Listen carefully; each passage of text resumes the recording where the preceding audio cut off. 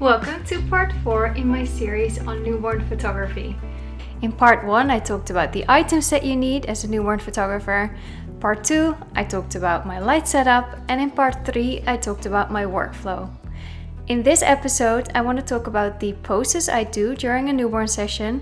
I'll explain the order in which I do them and how that changes based on whether a baby is asleep or awake the moment they enter my photo studio. I'll also talk about sibling photos and family photos and whether I do them at the beginning of a newborn session, halfway, or towards the end. And I'm going to explain why. And I'm also going to talk about the newborn poses I don't do and why I've decided not to do them. You're going to hear me talk while I'm actually posing a real newborn baby during a real newborn session. And you're going to see the final images as well. You're going to see the camera settings. So that might be interesting. So you don't have to look at my face the whole time whenever I'm speaking, and you can actually see me working, photographing newborns. You can be a fly on the wall during an actual newborn session. So I hope you'll enjoy that. I'd say that about 60% of the time during my newborn sessions, a baby comes in sleeping because parents have maybe fed the baby at home, placed the baby into the car seat, and they drove to my studio. Usually the babies really like chilling in the car, makes them really sleepy, so they come in and they sleep. Not all the time, of course, because sometimes as soon as I turn off the engine of the car, or as soon as they lift the baby carrier out of the car, baby wakes up. That can happen. But let's say the baby is still asleep. Then I will, of course, welcome the parents into the studio and ask them whether I can place the baby on my posing table. It's nice and warm, the baby shusher is on, but they still have their own clothes on. Then I'll slowly start to undress the baby while keeping the baby really nice and comfortable and warm on the table. So I can place a blanket on their body, remove their socks gently, remove their hats, remove their jackets. I ask them beforehand in an email if they can dress the baby quite easily. So maybe some folded over rompers instead of like the rompers that you have to pull over their heads. Most of the time I can undress the baby stays asleep. That was in like 60% of the cases, pretty much. The baby's coming in. I've been photographing for 11 years and I'm just like kind of like roughly giving you these like estimated numbers. But okay, so let's say the baby stays asleep. The baby's lying on his or her back, and I've taken off the clothes and maybe put like a cute little outfit on. While the baby maybe doesn't have the outfit on yet, I'll already snap a few photos of their face. They have a nice blanket covering their bottom half. Maybe they're still wearing their bottom half clothes, but I can already take a few shots of their faces, cute sleeping, because you never know when a baby's gonna wake up. Then I'll continue dressing the baby, changing the baby, putting the newborn outfit on that the parents have picked, and baby is still maybe lying on his or her back. So I'll take a few more photos, the safe shots. Then I'll place the baby on the side. So let's say from the back, laying on the back position, I first go to the side position. So baby is laying in a little din. There's like a little pillow underneath their head, which is underneath all the backdrops, so you don't really see it. They usually are familiar with the side position. So yeah, my parents are holding them or feeding them. Babies are sometimes on their side. So it's quite like a comfortable, known position to them. Then from the side position, I actually go to the bum up position. So I roll the baby over onto their belly. I place their knees underneath their bum, their hands on each side of their face or of their head. And the baby is facing me, but usually sleeping in the bum up position. And I can adjust maybe the hands a little bit more so that they're nicely tucked underneath their chin. The feet I can place like over each other, making sure that the blood is flowing freely through their legs, and you're not like cutting off their blood circulation.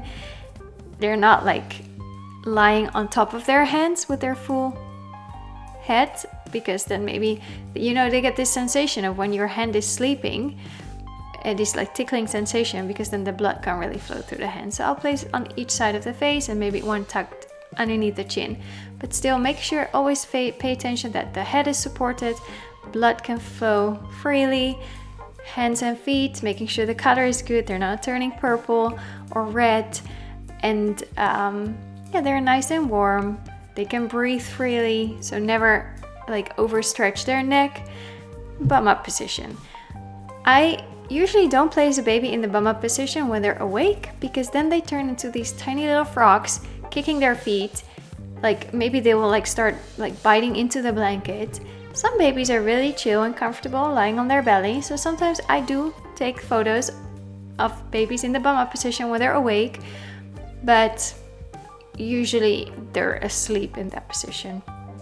Then from the bum up position, I will actually take a moon-shaped big pillow, place it underneath the backdrop, and like tilt the baby towards me with their chest, their arms, their head. So they're in the head on hands position.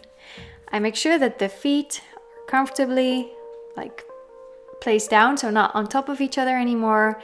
So the baby's lying on the belly, head is on the hands or on one hand, depending on what the baby likes, because if they keep pulling their other hand away, maybe one hand is I mean, that's cute enough.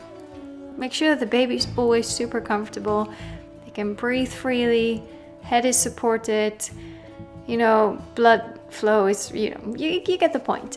So from the bum up position, I go to the head on hands position. Then, I mean, I can place like a blanket on top of the baby, so they're like, it looks a little bit different. With girls, take a photo with the headband, without the headband, take some shots from the top, shots from the front, some details. You can photograph eyelashes, you can take tons of photos while baby is in a certain position. Then from the head on hands position, I tilt the baby again to the side. And I mean, if the first side position maybe wasn't as like perfect as you wanted it to be, again, you can place them on the side position. But while like the baby's on the back, I can already place the wrap on the back, and then I tilt the baby onto the side and roll them even further onto their backs, and the wrap is already like behind them, behind their back. So then I can easily go to a wrapped pose. And usually when the baby is really asleep, I simply wrap them. I will do a separate video about the types of like the wrapping techniques that I use, but I don't use like a baby swaddler in this case. I would just wrap the baby so you can still see like the feet and the hands, and yeah, very cute. There are different ways to wrap it. You can also start by placing the wrap first on their belly, then tucking it to the back, and then wrapping. Also looks really cute. But yeah, so from the head on hands position, I would go to a wrapped pose. This was all on the first backdrop. Then they're wrapped comfortably, nice. I removed the big moon pillow that I used on the head on hands position, and I can place the baby into a prop because they're already wrapped, usually really cute in a prop. So the heart prop, for example, there's a little pillow underneath their head, little blankets underneath the baby, and they're wrapped. So you just like pick them up as this little package, place them into the prop, and then I usually hand the baby back to the parents so they can hold the baby for a little bit, and I can change the backdrop. I never want to leave a baby unattended on the Below Michelle easy table or on the hard prop. So if I have to step away, for example, I want to move my softbox to the other side because we're going to go to the prop pose, I ask one of the parents if they can come over and stay close to the baby. And after I finish photographing them in the prop, I'll hand them on to the parents while I put my light back to the easy table and I change the backdrop. So yeah, now we have another backdrop. I can take a close-up photo of the baby's feet. Always really cute. So I will place the baby, facing the feet towards me, have a little like knitted, textured scarf or wrap around the feet. Super cute. And then we have this new backdrop color. So again, I can take some photos of the baby, maybe lying on their back, lying on their side, wrapping them again, but it's repetitive because sometimes the baby is awake at this point. diaper needed to be changed, the baby smelled the mom, woke up, wanted to have, you know, a drink. So then it's really cute to take some awake shots as well, on the side or on the back usually, or wrapped. Usually the head on hands and the bum up position I don't photograph awake, but yeah, as I said before, in some cases I can, so that's always cute. Then if there are siblings, we go to the sibling photos. I will take them usually on the Flocati, a photo from the top, and a photo, well, when the sibling is a little bit old. Like I would say, if a sibling is like 3 or 4 years old and they can handle it, like a sitting photo as well, where their legs are crossed, their arms are leaning on their legs, and taking a beautiful sitting photo. But yeah, I can do a separate video about different sibling shots I do with one sibling, 2 siblings, different age groups. But the photo on the Flocati usually really works really well with all ages. If there is no sibling, I will go to this Flocati anyway and take some photos of the baby on the Flocati, usually wrapped. Super cute. If they bring like a little stuffed animal that they really like, a toy, then I can place that in the photo, something like that, something personal, we can always edit. And then I go to the family photos. First I would maybe take a photo of one of the parents with the baby, then both parents with the baby, and then the other parent with the baby. And then if there are more siblings, we can take some, you know, family photos with the siblings as well. So that's usually my workflow whenever a baby is asleep. It's not very different when a baby's awake the moment they come in, but then I might skip the bum up position and the head on hands position on the first backdrop. We might first just take some photos awake, baby's lying on the back, lying on the side, wrapped in a prop, then taking a little break. You know, there can be a feeding in between. There can always be a feeding in between. Doesn't matter at what point the baby starts to get hungry, we can always take a break. I can make coffee and tea for the parents. But if, we have managed to take in, you know, all the photos in the beginning awake, then maybe a little break. Parents can just hold the baby. Sometimes they hold them for like 10-15 minutes after a feeding, or if there's no feeding, they still hold them for a little bit. Maybe they walk around a little bit. Baby starts to get sleepy, usually. If a baby stays awake the whole session, I might try to take the bum up position awake because they can be adorable. But usually at this point, babies start to get sleepy, and then we'll go to the second backdrop, and then I'll start again placing the baby on the side, because for me it's easier when the baby's on the side. I can roll them over to the tummy, bum up position, head on hands position. But I prefer doing those when a baby is sleeping, so then I will change the order up a little bit. So that was roughly my order of poses, and of course there are tons of variations, but just to give you an idea of what I usually do. Now there are 2 poses I pretty much don't do, and those are the taco pose and the froggy pose. When it comes to the taco pose, I'm not completely like against it, but I think it also depends on the age that most of your newborns are during a newborn session. So here in the Netherlands, usually the first 8 days after your baby's born, you have a nurse coming to your home. She will help you, she will explain tons of things to you, she will look after you, after the baby. It's amazing. This also means that most women pretty much stay indoors the first 8 days after a baby is born. I mean, sometimes they go out for a little walk, and we don't have like cultural like rules or traditions saying that you have to stay inside for a certain number of days after your baby's born. But most women tend to cocoon, focus on like feeding their baby, recovering from giving birth. Also, baby might lose a little bit of weight after they're born, so most women are more comfortable to go outside when the baby has reached the birth weight again and can control their own temperature. So the first 8 days, usually I don't schedule a newborn session. Then the 10th day is kind of like this day where lots of babies are asking for more feedings. They just want to be held all day. So try to avoid the 10th day as well. The newborns that I usually photograph are between 12 and 21 days old. This means that they're less flexible when they're 2.5 weeks old compared to when they're just born. So the taco pose is this pose where the baby is kind of like folded double, and their feet are really like tucked underneath their face. Like you have their hands and you have the feet and the face, and they're like folded double. This you can only do with babies who are still really flexible. Sometimes midwives, they will hold the baby up like that just moments after the baby's born because they were in that position in the womb. And you can still do that with a baby who has just been born. Doing a taco pose with a baby who is 2.5 weeks old just doesn't feel as natural to me.